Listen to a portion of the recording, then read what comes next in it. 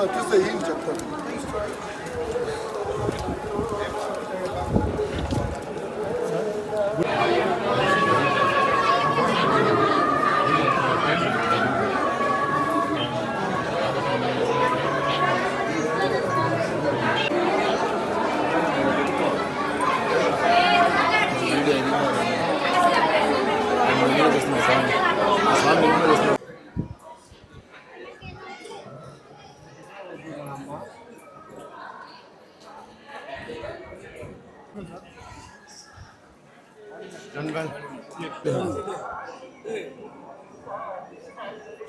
இறை நம்பிக்கை மட்டும்தான் தனி மனித ஒழுக்கத்தை பேணி காக்கும்.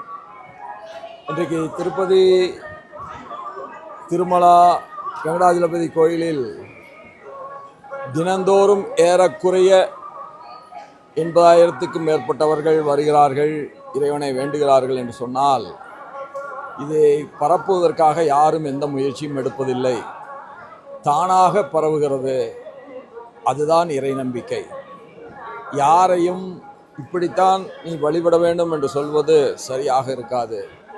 யார் எப்படி வேண்டுமானாலும் இறைவனை வழிபடுகின்ற உரிமையை இறைவன் இந்த மனித குலத்திற்கு தந்திருக்கிறார்.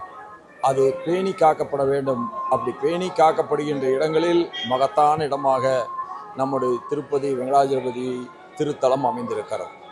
இன்றைக்கு இங்கே இறைவனை வேண்டியது மகாராஷ்டிரா தேர்தல் அமைதியாகவும் வன்முறையற்றதாகவும் நேர்மையானதாகவும் எல்லோருக்கும் பொதுவானதாகவும் அமைய வேண்டும் என்கின்ற வேண்டுதலைக்கு இன்றைய என்னுடைய பிரார்த்தனை நிறைவேற்றுவதற்காக இன்றைக்கு இங்கே வந்தேன்.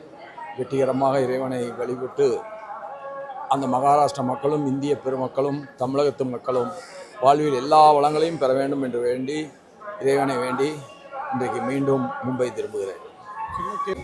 இந்த பாலிய வன்கொடுமைகள் என்பது தனி மனித ஒழுக்கம் சீர்கெட்டு வருவதையே எடுத்து காட்டுகிறது. கடந்த காலங்களில் இல்லாத அளவிற்கு இன்றைக்கு நாடு முழுவதும் இது பரவி கிடக்கிறது. இத்தகைய கொடிய மனம் படைத்தவர்களை மிக கடுமையாக தண்டிப்பது மட்டும்தான் பெண்களுக்குரிய பாதுகாப்பை இந்த சமூகத்திலே நம்மாலே தர இயலும்.